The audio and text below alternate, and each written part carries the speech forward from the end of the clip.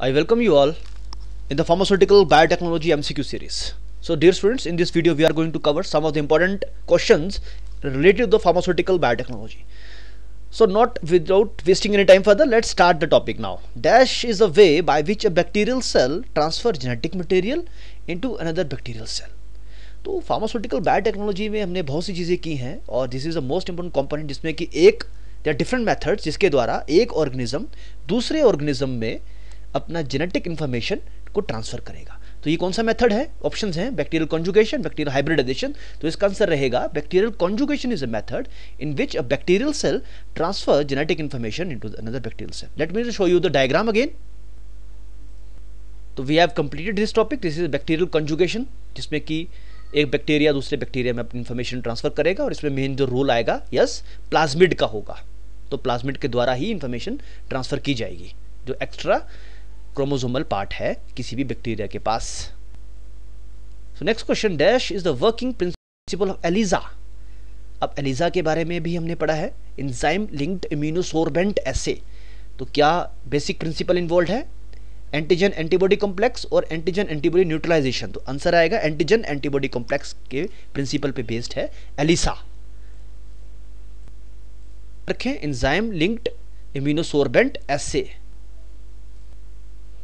Next question, ELISA allows a rapid screening and quantification of the presence of dash in the sample.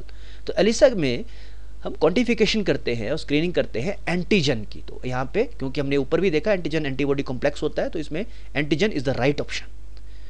Next question, ये कुछ sequence है आपको arrange करने हैं. Please arrange the following steps in ELISA. ELISA में कौन कौन से स्टेप्स है क्रोनोलॉजिकल ऑर्डर में आपको लगाने हैं. तो we will directly go the answer. Answer है 2 4 1 3. तो 2 देख लेते हैं. सबसे पहले क्या होगा? Coat surface with antigen. Okay, सबसे पहले कोटिंग की जाएगी. 4 में देख लेते हैं incubate with the primary antibody. Number 1 is the incubate with the antibody enzyme complex. और लास्ट में हम सबस्ट्रेट ऐड करके जिसमें कि एक कलर्ड फॉर्मेशन होती है प्रोडक्ट की जो कि आइडेंटिफाई करता है specific antigen. This is option number 2. In a dash ELISA, the antigen is mobilized to a surface of the multi-well plate and detected within an antibody specific for the antigen. तो ये दो तरह का ELISA है, direct और indirect ELISA. तो इसके बारे में भी आप लोग पढ़ें जो हमने डिटेल में स्टडी किया. तो इसका आंसर आएगा यहाँ पे डायरेक्ट ELISA. सेकेंड क्वेश्चन, अब ये डायरेक्ट का आ गया. In dash ELISA that uses 2 step procedure for detection. तो इनडायरेक्ट ELISA में 2 स्टेप डिटेक्शन प्रोसीजर यूज होता है जिसमें कि whereby a primary antibody specific for the antigen bind to the target and a labelled secondary antibody. इसमें primary और secondary antibody हम use करते हैं against the host species of the primary antibody bind to the primary antibody for detection. तो again I am again requesting you, please आप video देखें जो हमने डिटेल में स्टडी की है ELISA की. तो डिस आंसर क्या आएगा इसमें? Indirect ELISA. Next question, yes southern blotting. हमने 2 मेथड्स किए हैं, नदर्न ब्लॉट और सदर्न ब्लॉट. तो southern blot is generally used to detect DNA. Okay, और अगला क्वेश्चन भी वही है, नदर्न ब्लॉट इज. तो नदर्न ब्लॉट में क्या करेंगे हम? अगर सदर्न ब्लॉट DNA के लिए है तो नदर्न ब्लॉट किसके लिए होगा? स्पेसिफिक RNA के लिए. तो दूसरी याद रखनी है आपने. Next, southern blotting is a technique used to detect a specific DNA sequence in a blood और a tissue sample. A restriction enzyme is used to cut a sample of DNA into fragments that are separated using. तो बोल रहा है कि southern blotting में हम कौन सी technique use करते हैं? तो हम जनरली जेल इलेक्ट्रोफोरेसिस यूज करते हैं उसकी सेपरेशन के लिए. तो answer will be option number A, gel electrophoresis is used in the southern blotting technique. So next question, in gel electrophoresis the fragments are separated on the basis of. अब gel electrophoresis भी हमने detail में की है जिसमें कि on the basis of both size and charge. Option will be option number C, on the basis of the size and charge the fragments get separated. तो next, in southern blotting for the cutting of the DNA dash is use. तो हमेशा आप याद रखें restriction enzymes हम use करते हैं काटने के लिए और लाइगेस हम यूज करते हैं किसी भी चीज को जोड़ने के लिए, बाइंड करने के. तो आंसर क्या आएगा? It is the option number A, restriction enzyme. ELISA क्या है? ELISA is a using radio labeled second antibody, usage of RBC option C, using complement no. Last option, addition of substrate that is converted into colored end product. ELISA में हमेशा याद रखें colored end product बनता है ELISA में. तो these are the photograph जिसमें कि हम एंड पॉइंट जो भी कलर चेंज है उसके द्वारा हम डिटेक्ट करते हैं। Next question, transposons are generally refer to as, इनको जंपिंग जीन्स हम बोलते हैं, किसको, ट्रांसपोसन्स को, they are known as the jumping jeans.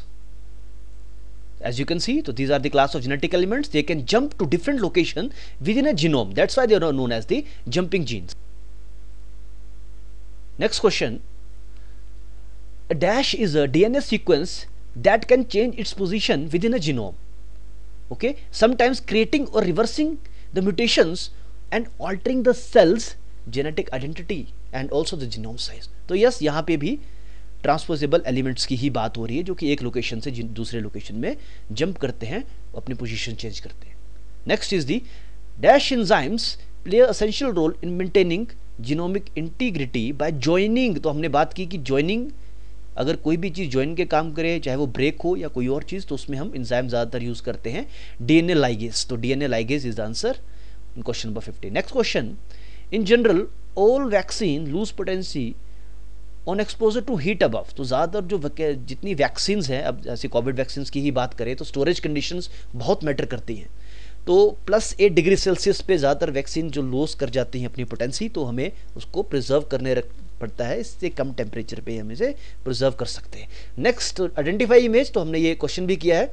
तो ये इमेज किससे संबंधित है, तो ये इमेज है कॉन्जुगेशन से संबंधित, जिसमें कि डोनर और रिसिपिएंट और प्लाज्मिड के थ्रू इंफॉर्मेशन और जेनेटिक इंफॉर्मेशन एक्सचेंज होगी एक ऑर्गेनिज्म से दूसरे ऑर्गेनिज्म में। तो answer is the bacterial conjugation. तो ये बैक्टीरिया के केस में कॉन्जुगेशन होती है। Next question, bacterial dash is a process of horizontal gene transfer. Okay, horizontal gene transfer by which some bacteria take up foreign genetic material from the environment. तो जब भी horizontal gene transfer की बात होगी तो answer will B transformation. तो transformation में horizontal gene transfer होगी। नेक्स्ट क्वेश्चन, मोनोक्लोनल एंटीबॉडीज, जिसे हम मोनोक्लोनल एंटीबॉडीज हम बहुत ज़्यादा आजकल यूज़ कर रहे हैं। कोविड के केस में भी कई दवाइयाँ बनाई गई जिसको मोनोक्लोनल एंटीबॉडीज के बेसिस पे बनाया गया। ये है क्या बेसिकली?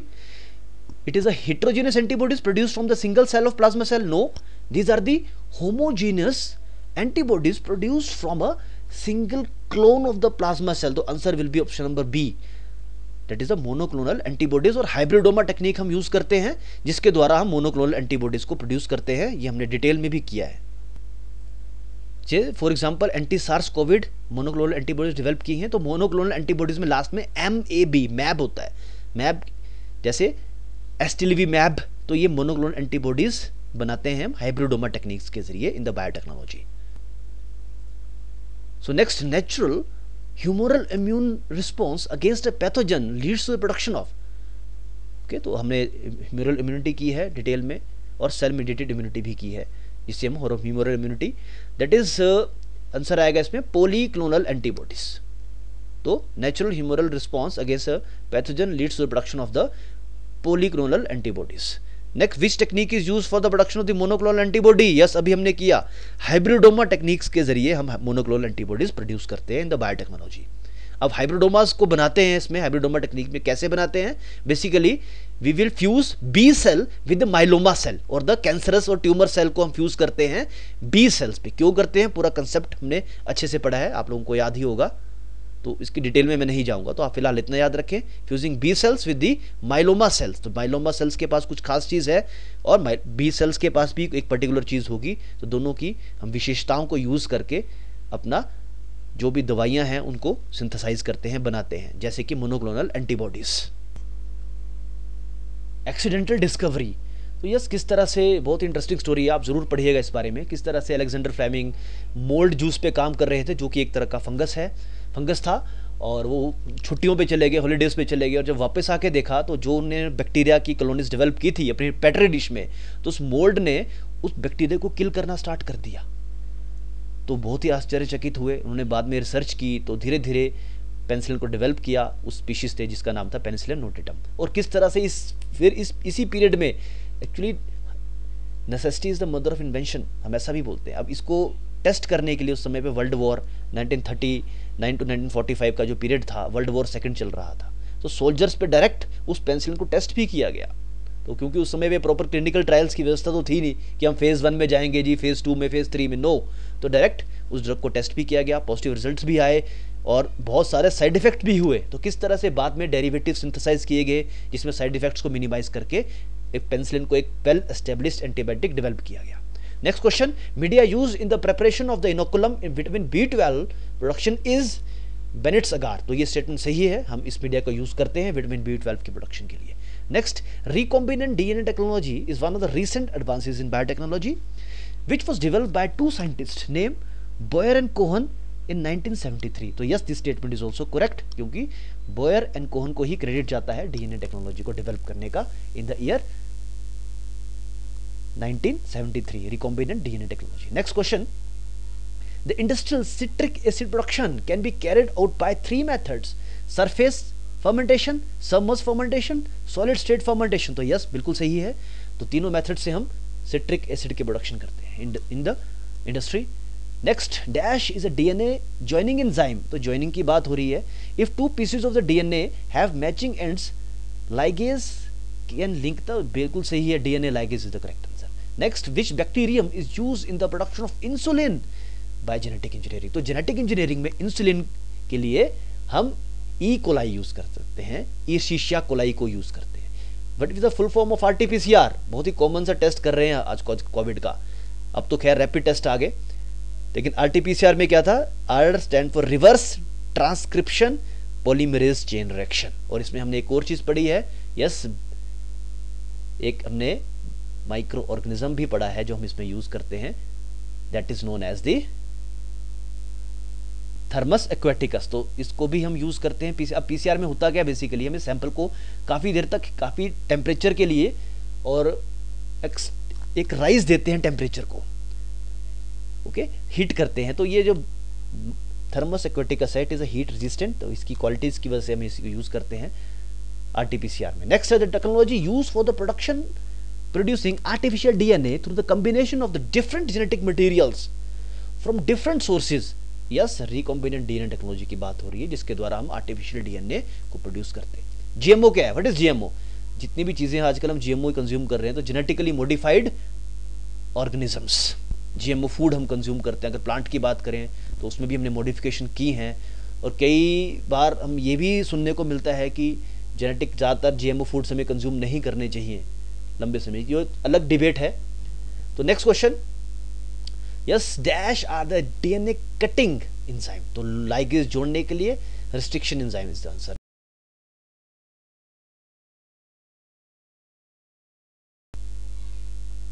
नेक्स्ट क्वेश्चन, ये किसकी बात हो रही है? These are more efficient than plasmid for cloning large DNA inserts. Phage lambda and M13 phage are commonly used bacteriophage in gene cloning. तो आंसर आएगा बैक्टीरियोफेज की ही बात हो रही है। Okay, question number 14। Question number 15, ये किसकी बात हो रही है? These were the first vector used in gene cloning. Yes, these are found in bacteria, eukaryotes and archaea. Yes, these are natural extrachromosomal. तो जहां पे भी एक्स्ट्रा क्रोमोसोमल आ जाए मतलब प्लाज्मिड है। Thermus aquaticus is this source of tag polymerase. तो basically जो enzyme हमारा बैक्टीरिया है थर्मस एक्वेटिकस, इससे हम एक एंजाइम आइसोलेट करते हैं जिसका नाम है टैग पॉलीमरेज, और इसको हम यूज करते हैं इन द PCR। और इस टैग पॉलीमरेज के पास खास चीज क्या है? It can withstand heat. ये एक हीट को स्टेन करने का, हीट को बेसिकली हीट रेजिस्टेंट है, हीट को ये झेल सकता है काफी लंबे समय के लिए, जो कि हम किससे ऑब्टेन करते हैं? थर्मस एक्वेटिकस से। So we can say that it is a thermostable DNA polymerase 1 enzyme. तो ये thermostable है, heat stable. Next question, the polymerase chain reaction is a DNA degradation technique? No, DNA amplification. तो PCR में हम increase करते हैं, DNA amplify करते हैं। अब सपोज करिए क्रिमिनोलॉजी में भी हम PCR यूज करते हैं। आपने क्रिमिनल इन्वेस्टिगेशन में आपको कोई सैंपल मिला बहुत ही कम क्वांटिटी में, तो उसको इंक्रीज करने के लिए, एम्पलीफाई करने के लिए we are using the PCR। Next, dash technique is the first nucleic acid blotting procedure developed in 1975। तो ये किस टेक्निक की बात हो रही है? DNA की अगर बात होगी तो सदर्न ब्लॉट आएगा answer. Okay, next question, dash is a technique for the specific identification of the RNA, मतलब northern blotting. Southern blotting DNA, northern blotting RNA. Next question, dash is the process by which an organism or its enzyme bring out chemical changes on compounds that are not part of their metabolism. And they result in the formation of the novel और the useful products. तो yes, bio transformation की बात हो रही है। तो bio transformation किसी भी ऑर्गेनिज्म में बायो ट्रांसफॉर्मेशन के जरिए हम बहुत सी चीजें प्रोड्यूस भी करते हैं, ऑब्टेन करते हैं। It is widely use in the genetic engineering. Next, the period where there is no change in the microbial cell number. तो 2-3 फेजेस आपको याद रखने हैं माइक्रोबियल ग्रोथ के, lag phase, log phase, stationary phase, decline होता है, फिर death phase भी आता है। That is the stationary phase के दौरान there is a no change in the microbial cell number, वो स्टेशनरी रहेगा। Okay, let me show you the growth curve, bacterial growth curve आप लोग एक बार देख लें। As you can see this is the lag phase, सबसे पहले लैग फेज आएगा, एक्सपोनेंशियल इंक्रीज होगा, then there is stationary phase, then the decline, that is the death phase. Next question, Czapek Dox media ये यूज करते हैं ग्राइसोफुल्विन।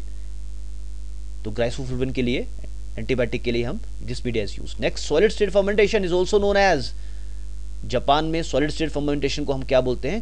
Cozi fermentation. तो very very important question also. तो एक चीज याद रखें, traditionally solid state fermentation has been used in the Asian countries to produce koji using rice to manufacture alcoholic beverages.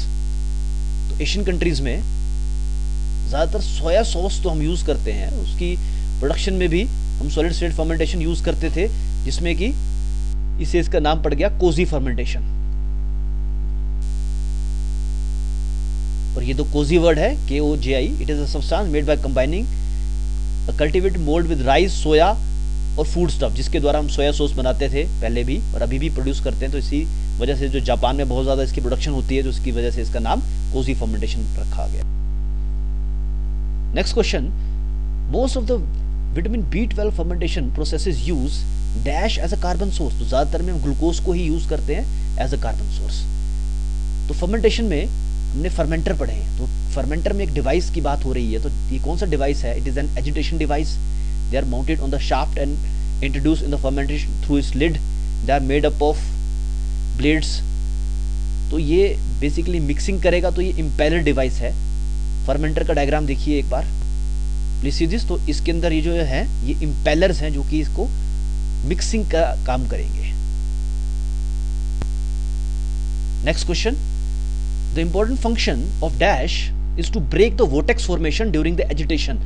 तो इम्पेलर के दौरान बहुत ज़्यादा कई बार स्पीड हो जाती है, तो वोटेक्स फॉर्मेशन हो जाता है। उसको ब्रेक करने के लिए हम फर्मेंटर में बैफल्स का यूज करते हैं। तो late me show you first of all ये वोटेक्स फॉर्मेशन होती क्या है। तो जब मिक्सिंग होगी तो इस तरह से वोटेक्स बन जाता है कई बार, तो इसको रोकने के लिए we are using the baffles in the fermenter. Okay, तो बैफल कहाँ पे होगा? यहाँ पे, ये इस पोर्शन में बैफल्स की कोटिंग करते हैं, यहाँ पे बैफल्स अटैच करेंगे और ये हमारा इम्पेलर होगा ताकि वोटेक्स फॉर्मेशन इसमें ना हो। Next question again related to the fermenter. तो dash is an aeration system in the fermenter में। एरिएशन सोर्स, एरिएशन सिस्टम क्या है? Sparger is the aeration system. Again please see the diagram. तो यहाँ पे हम एयर सिस्टम भी देंगे जिसमें कि स्टरलाइज एयर अंदर पास जाएगी, तो इसको हम बोलेंगे एयर स्पार्जर। तो it is very very common use in the fermenter. Next question, a protein made by the kidneys that stimulate RBC। तो RBC में को बनाने के लिए जो किडनी द्वारा एक प्रोटीन बनाई जाती है जिसका नाम है EPO, जिसको हम बोलते हैं एरिथ्रोपोएटिन। तो EPO these are produced made by the kidneys that stimulate the red blood cell production. As you can see, so this is a kidney. It will stimulate the production of the EPO, that is the erythropoietin, that resulted into the RBC production. Next question, is plasma separated by the normal whole blood donation by a single donor and rapidly frozen within 6 hours? ऐसा plasma, ऐसा कौन सा plasma है जो कि separate किया जाएगा by normal whole blood donation by single donor and rapidly frozen with 6 hour? तो इसमें फ्रेश फ्रोजन प्लाज्मा टाइप की बात हो रही है। तो फ्रेश फ्रोजन प्लाज्मा क्या है? Basically it is a plasma separated by, इसको कैसे सेपरेट करेंगे? Normal whole blood donation, whole blood के द्वारा, by single donor and rapidly frozen within 6 hour of being collected and it contain all the coagulating factor. इसके अंदर सभी coagulating factor होंगे और ये क्या बोलेंगे हम? Fresh frozen plasma. तो इसको फ्रोज करेंगे उसी वक्त हम जब भी इसको ऑब्टेन करेंगे within 6 hours. Next is the dash are the precipitated protein if the plasma rich in factor 8 and fibrinogen obtain from a single unit of the fresh frozen plasma. So this is known as the cryoprecipitate. So cryoprecipitate are these are the precipitated protein. And remember one thing, cryoprecipitate, as the name indicates, cryo means the frozen blood product, so it is prepared from the blood plasma. And to create cryoprecipitate, सबसे पहले fresh frozen plasma is taken, then 1 to 6 degree Celsius पे लेके जाएंगे, it is then centrifugation करेंगे, then precipitate is collected. So yes, these are the precipitated proteins. So that is all about the revision part. So in the last, I acknowledge all the sources I have used to prepare this video. So this video is intended for education purpose only. So thank you all of you for a valuable time. See you in the next class.